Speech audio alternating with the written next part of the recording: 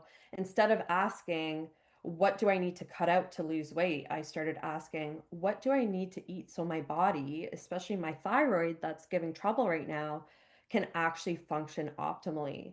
And I knew that when my body would become supported and balanced, weight loss would just naturally follow as a byproduct of that healing. Welcome back to PCOS Unfiltered, Nourish, Heal, Thrive. I'm your host, Lindsay, a former ER nurse turned health coach, helping women with PCOS and hormonal imbalances find healing through mindful eating, movement, and self-awareness. Today's episode is extra special because my guest knows exactly what it's like to walk both sides of the healthcare system. Kirstyn is a fellow nurse who, like me, reached a point where she realized that traditional medicine, while powerful, wasn't telling the full story, especially when it came to women's health, thyroid issues, and chronic fatigue. After experiencing her own health struggles, Kirstyn began exploring nutrition, movement, and lifestyle as true medicine. She now helps women restore balance through her Body Harmony protocol, which focuses on root cause healing for hypothyroidism and hormone imbalances. In this episode, we're talking about what it's really like to step out of the conventional healthcare mindset, the emotional and professional challenges that come with it, and how women like us, trained in science, are leaning to integrate the art of healing back into the science of medicine. If you've ever felt caught between your training and your intuition, if you know there has to be a better way to help women truly heal, or if you're just starting to explore holistic health yourself, this episode is for you. As a reminder, the content shared on PCOS Unfiltered is for informational and educational purposes only. The views and opinions expressed by the host and guests are not intended to serve as medical advice. Always consult with a qualified healthcare professional before making any changes to your diet, exercise, or treatment plan. The information shared is based on personal experience and expert interviews and is not a substitute for professional medical guidance. Now, grab your tea, take a deep breath, and let's dive in.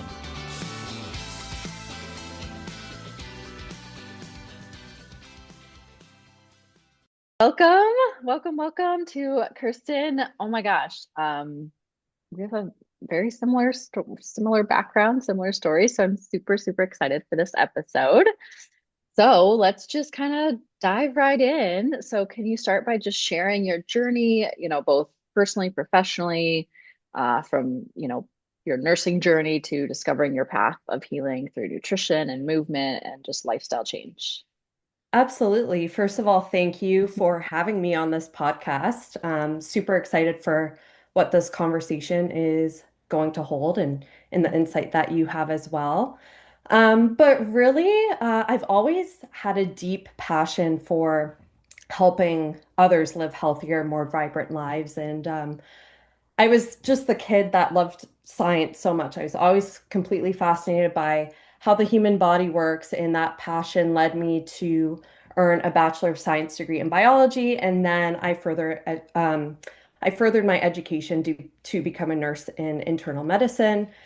But over time, I realized that, true healing does not just happen in hospitals, right? It starts long before the illness ever shows up, and that realization pushed me towards a more holistic, preventative approach to my own health. So today I'm a certified health and wellness coach, and I specialize in helping women with hypothyroidism and other hormonal imbalances find their balance and their energy again.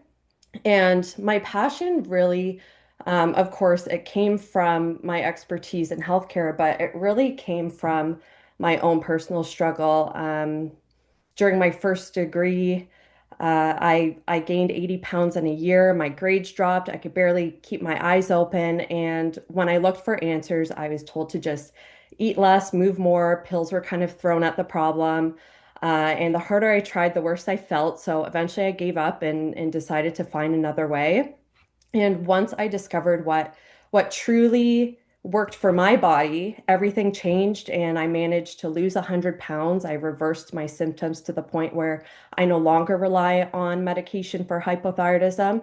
And now I live that high energy, fulfilling life that we all deserve as women. And I'm able to now show up for my patients as a nurse and for my clients as an owner of a health and wellness company. And that's exactly um, why I'm excited for this conversation too, because I know you're here to do the same. Yeah.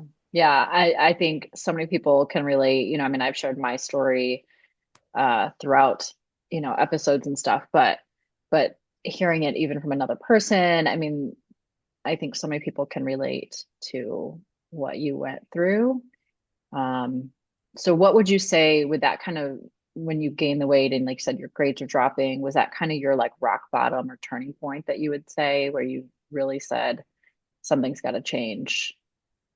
It definitely was. It was interesting how I started because, most people when they plan to start some form of health journey, they'll say, I'm going to start Monday or after the holidays, I'm going to start. And Yeah. I had no plan. I remember just waking up one day. It was like a Wednesday in the middle of July in the summer where there's a thousand reasons to carry on and not do any form of health journey. But I woke up and I felt like absolute garbage. I was dragging my body through the mud. My joints were achy. I was waking up after 12 p.m. I felt like I had the flu all the time. And Mhm. I thought to myself, like, if I feel like this now at 25, what is 30, 40, and 50 going to look like? Like, it's only going to get worse as I get older. And forever just felt like a really long time to feel this way. And so deep down, I knew something had to change. And, I tried to implement those traditional approaches that I've been told. And clearly they weren't working. And it didn't mean that I needed something that was more complicated, but obviously I needed to do something to tackle it from a different lens. And um, honestly, it didn't start with some grand plan or perfect routine. Like I said, it was just this random Wednesday afternoon when I woke up. But one day I just, I was still living with my parents at the time, and they had this exercise bike in the basement that I had to literally dust off. And I'm obsessed with the show Friends. And so I put on the show and hopped on the bike and just pedaled as I was watching. And after that 20-minute episode, I was like, you know what? I feel I feel a little bit better. I'm going to continue and I'm going to start Mhm. nourishing my body as well. So that's really how it all started. Yeah, yeah. I mean, so many good things from that because yes, you just have to take that first step and break the cycle. Like I tell that to all my clients. I mean, I've said it on the podcast before. It's just that one little thing to break that cycle that they're in, I think is super, yeah, super, super important there. Um, Absolutely. as a nurse trained in the conventional healthcare system, how did you reconcile scientific training with this more integrative and functional approach? Right, that's such a good question because it can be a challenge, as I'm sure you can relate to being a nurse as well. Mhm. I actually see them more as complementary rather than conflicting. Like my nursing background, it taught me the importance of evidence-based care and critical thinking and understanding the human body from that physiological standpoint.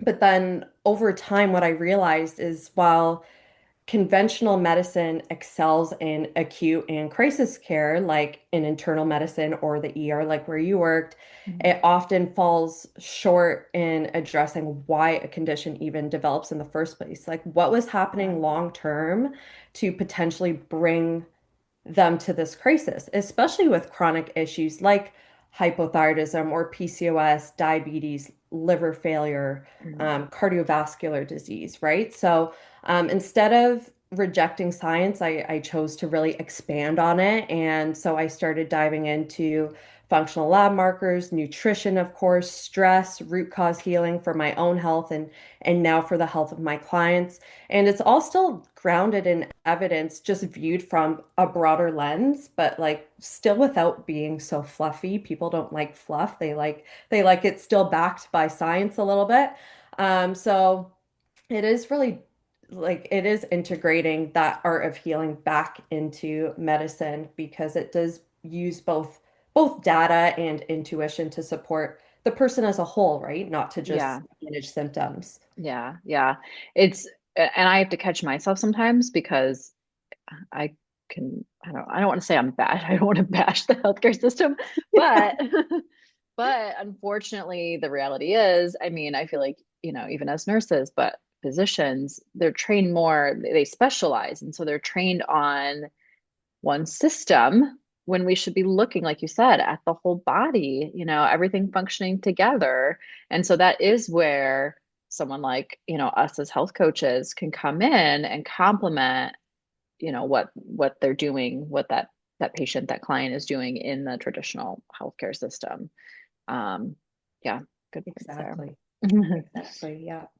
Did you ever have any internal conflict, or maybe even criticism from your peers while you were exploring, the nutrition and lifestyle changes that you were and trying to incorporate and navigate all of that stuff? Right. Absolutely. There was definitely some internal conflict at first. Like we've all been trained to follow protocols and labs and prioritize pharmaceuticals, right? So when I Mhm. started healing my own thyroid through nutrition and stress management, part of me definitely questioned like if this was legitimate because it didn't fit the standard medical framework that we've all been taught to follow. But then when I began to see the outcomes of what I was implementing, my doubt began to fade. And something that I've also realized too, and I'm still seeing now, is that many healthcare professionals quietly feel the same way. We're all kind of frustrated by the limits of conventional care, Yeah. and we are curious about a more integrative model. So instead of seeing it as being against medicine, I think it should be seen as like evolving medicine, like we're bringing Mhm. compassion and prevention and personalization back into care, and obviously the care of our own health as well. Um, but yeah, there still is conflict sometimes, right? Again, it can be a very, very fluffy way of looking at things, but Yeah. we do need to look at all systems. And that's where my business name comes from too, like the body harmony protocol. It's not the thyroid protocol because everything in your body needs to be in harmony for things Exactly. to work. Yeah. Yeah. Yeah. Exactly. Um, what advantages do you think health professionals, especially nurses, bring to the holistic space versus those coming from the non-clinical backgrounds? That's another really good question. I think nurses bring something really special. Like we are trained to see the person in nursing school, Mhm. honestly, like not just the disease. Nursing is holistic at its core. It is about listening, observing, educating, and supporting someone's healing process on every level when they're in their most vulnerable state. And that lens I think it translates beautifully into functional and integrative work. And because of our clinical experience, we do understand pathophysiology and lab work and the red flags that might show up in our health. So we Mhm. can blend that scientific literacy with empathy and real world experiences. And we know how to kind of bridge that gap between a medical diagnosis and the lived experience of that condition. We're not just following a textbook per se. Yeah. And most importantly, I think we bring trust. Like patients and clients know we've been on the clinical side.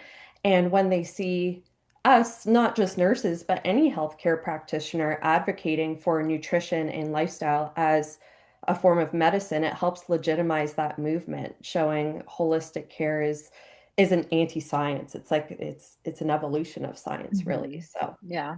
Yeah. yeah, I mean, I think we as nurses, we get into it to help people, I mean, most of us, I would hope that's the case, all of us, yeah. hopefully, but that's definitely why I got into it. And it changed my view of how to help people change, like you said, kind of going back to the root cause.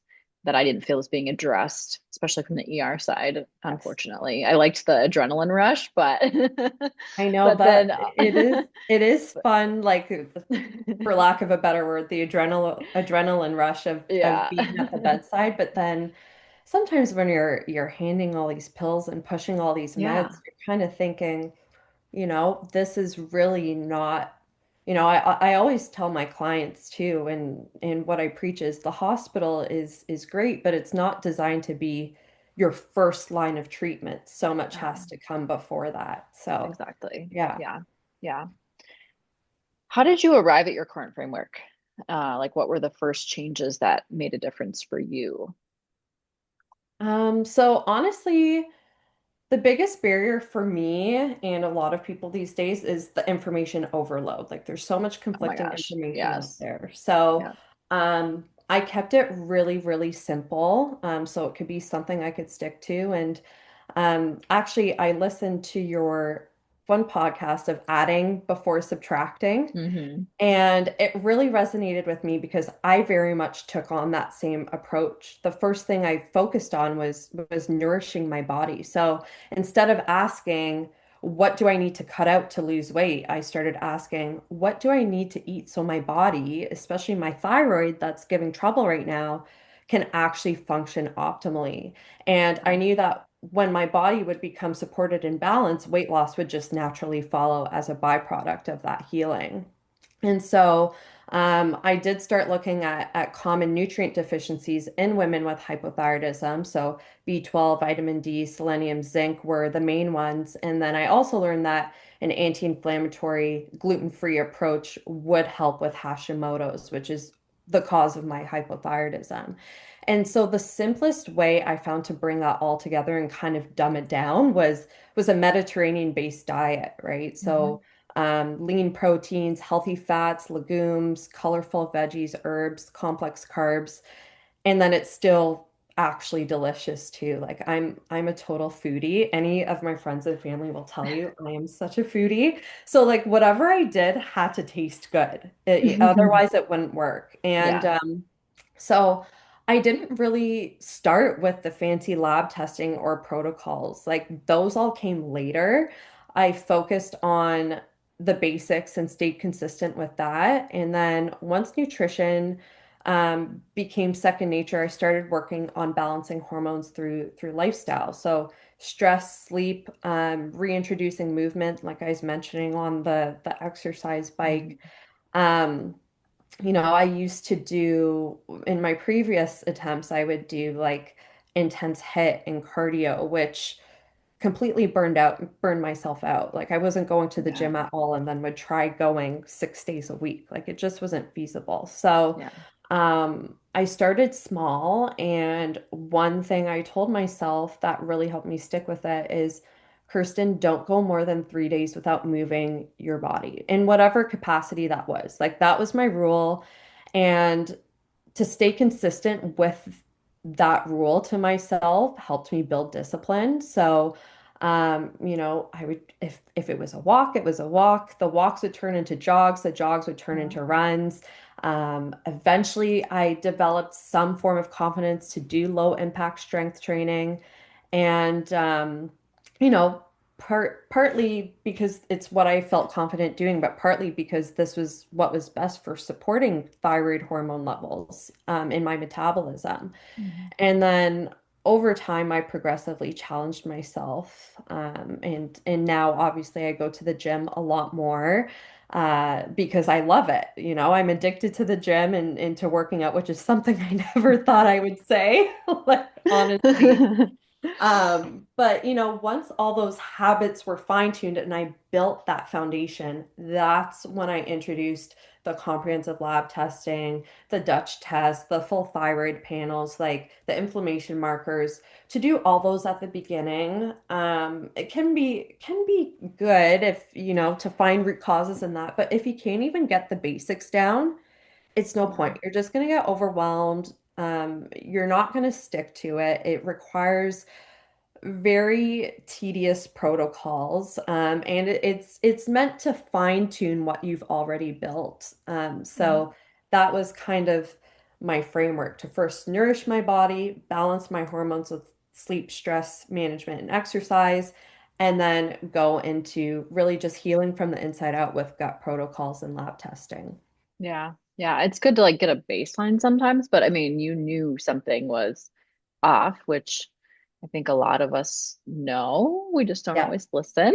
Yeah. Um, so yeah, so as you were progressing, then you were able to kind of double check that stuff. I do love what you said about, with working out, especially just kind of it becoming who you are, because that's also part of what I talk about with my clients. And instead of saying, yes, I have to have the time or I have to have the money or whatever it is to do X, Y, and Z, or I'll wait until, Monday or after the holidays or whatever, my goal is for them to just make it part of their identity so that it's just, yeah, it becomes a lifestyle. It's sustainable. And does that happen overnight? No, No. not even close, right? I mean, I'm sure you can, yeah, you can relate to that. So, but I love what you said, for that part too. Um, how do you prioritize among all the possible interventions, diet, movement, sleep, stress, detoxing, environmental factors? And which do you find kind of often gives the greatest leverage when you're working with clients? Um, oh, that's a tricky one because they're all so integrated and there's so many pieces to the puzzle. Like there's so many Mhm. moving parts that happen at once, right? But I would say with what I call the body harmony protocol, as I was mentioning, which is the framework I used on myself and with my clients, is I always start with foundation first, which means like focusing on what the body needs most urgently to regain stability. And more often than not, that means nourishment and nervous system regulation. So, nutrition and stress management often I find creates the biggest ripple effect when you feed your body the right Yeah. nutrients to support hormonal balance and blood sugar stabilization and calm inflammation. Everything else, the sleep, the energy, the metabolism, they start to improve naturally. And then from there, I layer in detox support, environmental changes, which are a little bit tricky again to navigate, but are possible once you have that foundation set. And but if the body isn't adequately nourished or you're constantly in this fight or flight mode, it can't really heal, right? So no matter how perfect the supplements are, like so many people I talk to that come to me, they're so quick to say, Kirstyn, what's the best supplement to be on for your thyroid health? Well, first of all, how are you eating? You Yeah. know, like a Yeah. supplement's called a supplement for a reason. It's Exactly. supplementary to a good nutrition Yeah. protocol and a good lifestyle. And Yeah. that's what I think a lot of people are missing as well. Yeah. Yeah. Same thing. We're right on the same page with that one. Yeah. I'm like, yeah, what exactly are you supplementing? For sure. But yeah, I mean, in general, everybody's different. Definitely agree with you. I know the first like couple weeks of my program, same thing, focusing on nervous system regulation, finding some connections to food that they may not realize are there, and then just starting to really flood the body with nutrients before we even start taking anything away, of course. So good stuff. Exactly. And I think like stress too, and nervous system regulation, like it's only now coming to the forefront, but True. a lot of people, including myself, it's probably the hardest thing I have to work on for myself, but Yeah. it's something that everybody underestimates. Everybody underestimates the impact of stress on chronic conditions and chronic illness Mhm. that could bring you to the hospital eventually, which you and I have both seen. Yeah. Um, and yeah, it's just so important to implement, again, those strategies that might sound fluffy, like journaling or meditating. But they're really actionable strategies Yeah. to lower your cortisol and get your body in a state where when you're eating and you are having those nutrients, your body is in a position to absorb it and use it at optimal Exactly. capacity. Yeah, Yeah. Yeah. Exactly. Yeah. I mean, from working as a nurse, I mean, it's a different kind of stress. And then when we had the gym, it was like a really different kind of stress. I thought like Yeah. I was happier because I like was this is my baby and I was doing something I was really passionate about. But yeah, come to find out I was just stressing my body out Yeah. even more. Um, until I had to really, excuse me, really prioritize all of that stuff. Definitely. Next question. I love this one. How do you define true healing versus, symptom management? And what would you say are some key pillars to always consider in that? That is a good question. Symptom management, I think is more reactive. So a true healing is proactive and it's root cause driven. It means asking, why does this imbalance exist? Is it nutrient depletion? Is it poor gut absorption? Is it unmanaged stress, environmental load?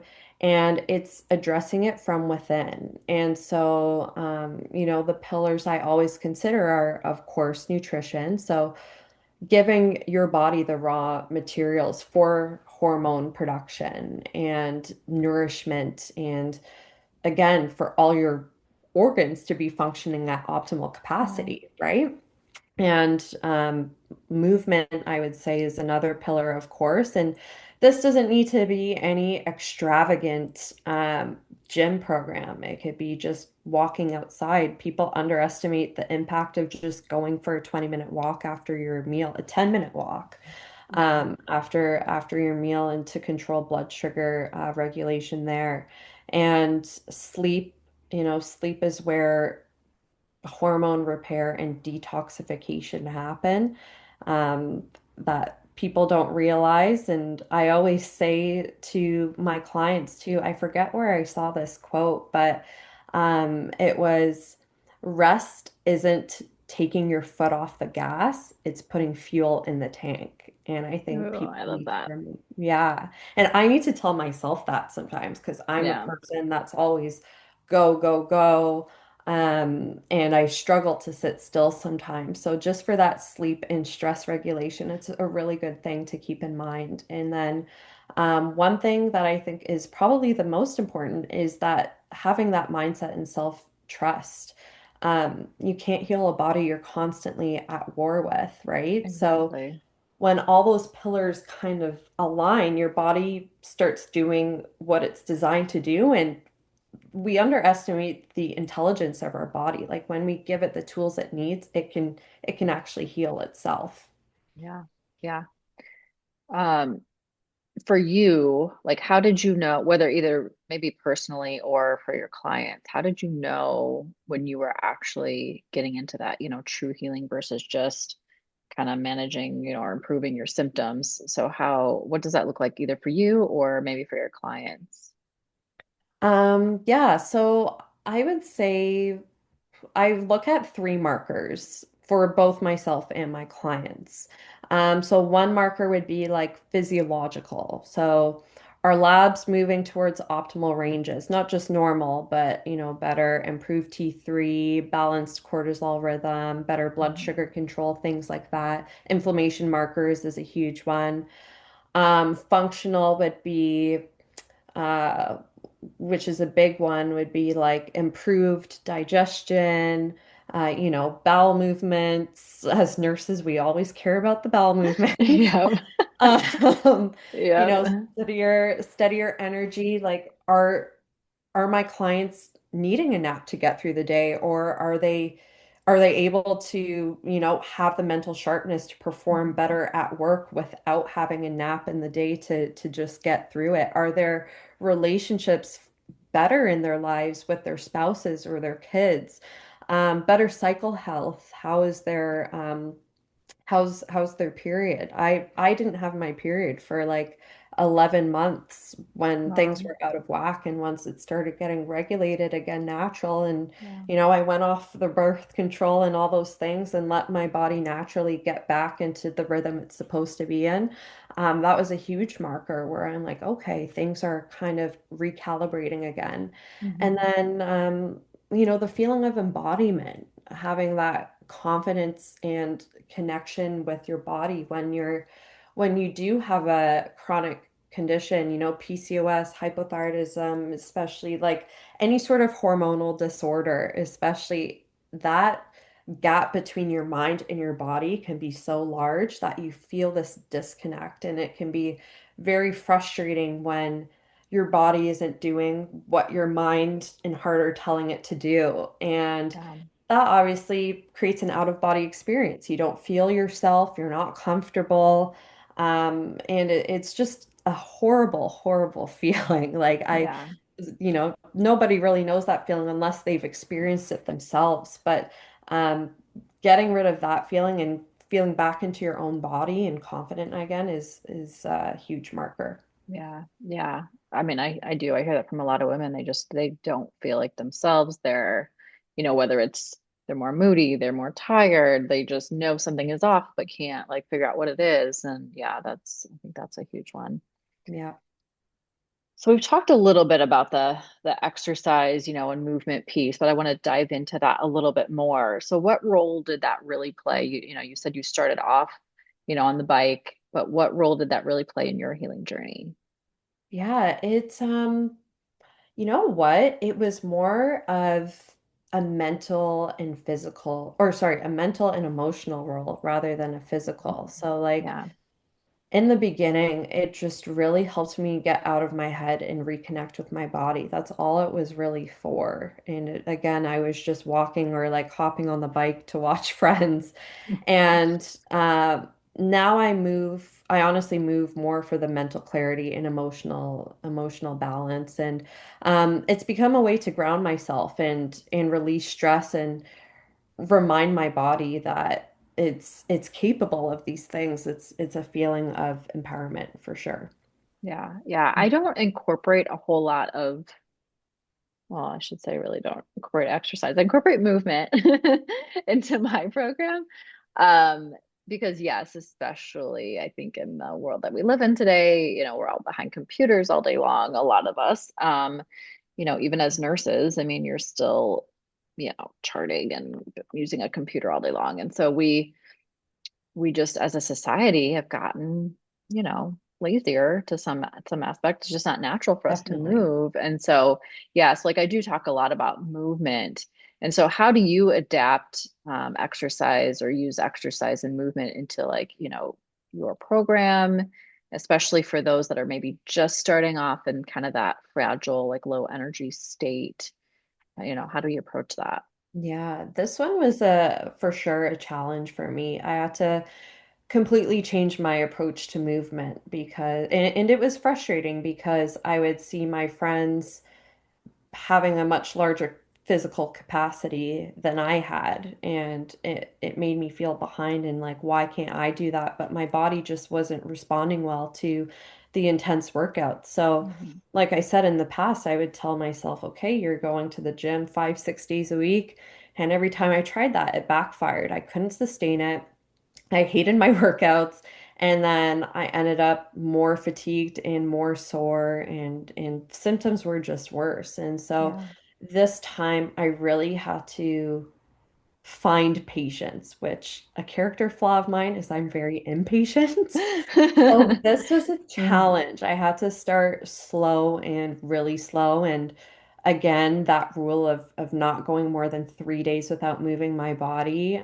So that might have meant a short walk or light strength training. Again, super simple. Mhm. And over time, those small steps built consistency and trust with my body again. And eventually, I began incorporating more structured, low to moderate impact strength training. And then, as my energy and resilience improved, I was able to progressively lift heavier, which is always the goal with strength training.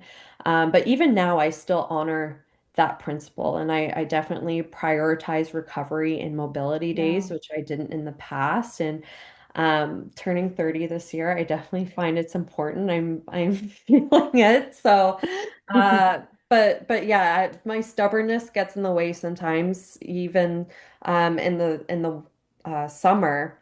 I was doing a little bit more hit training than I had been doing in the past. And even at this point in my journey, I felt that backfire quite a bit with my hormones and my energy and even my mood, things like that. Mhm. Aesthetically, great. I was getting compliments, but I mean, it was just how I felt in my overall well-being wasn't the best. So I knew I had to kind of take a step back and slow down again. Yeah, yeah.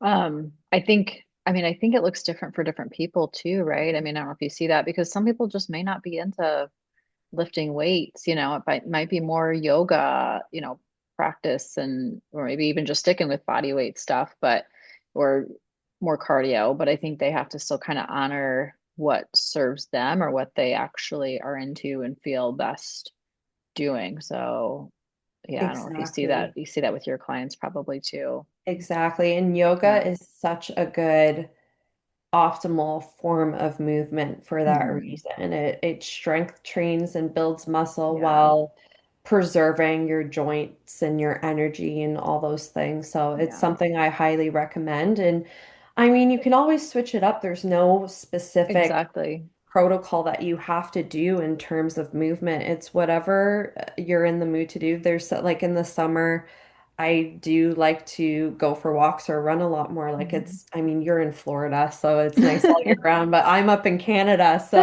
in the summer, I'm taking advantage of when Yeah. it's nice weather to do more things outside and do more resistance bands or free weights as opposed to going Exactly. to the gym.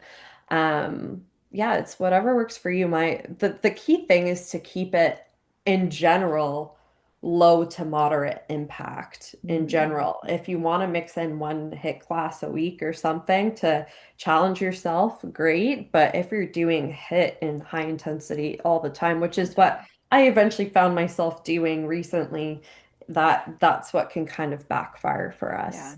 Yeah. Especially if you're not giving yourself those recovery days and really honoring the breaks that your body needs for sure. Yeah. Because Exactly. I've been there too. I just get addicted to it and jump all Yeah, in. exactly. You want And to then, challenge and push yourself, yeah. and then you're like, oh shoot, that's a Yeah. little too much. Yeah. Yeah. Let's talk more about the, kind of stress, sleep recovery piece as well. So, how do you see stress, sleep, and emotional health interacting with the nutrition and movement you kind of touched on already, but how do you see that interacting with someone's healing journey? Oh gosh, they're completely interconnected. Like Mhm. you can eat perfectly and move daily, but if you're constantly stressed, sleep Yeah. deprived, emotionally depleted, the body stays in that survival mode and the healing just can't happen there. Like it just can't. And so stress and poor sleep, they affect thyroid function and hormones and metabolism. So again, calming that nervous system is first and foremost will allow everything in the body to start working in harmony again. How powerful was that? I love talking with women who've walked that same bridge from traditional medicine to true healing. Kirstyn's story is such a beautiful reminder that we don't have to abandon science to embrace wholeness. We just have to widen the lens. If this episode resonated with you, take a screenshot, share it on Instagram, and tag us. I'd love to hear your biggest takeaway. And if you're a nurse or healthcare professional who's feeling the pull toward more integrative work, let this be your nudge that it's okay to evolve. You can honor your medical background and still embrace the healing side of health. You can learn more about Kirstyn and her Body Harmony protocol with the link in the show notes. And as always, if you're ready to take the next step in your own journey, shoot me a message on Instagram or Facebook. I'd love to hear your thoughts and requests for future episodes. Until next time, keep nourishing, healing, and thriving from the inside out. You got this.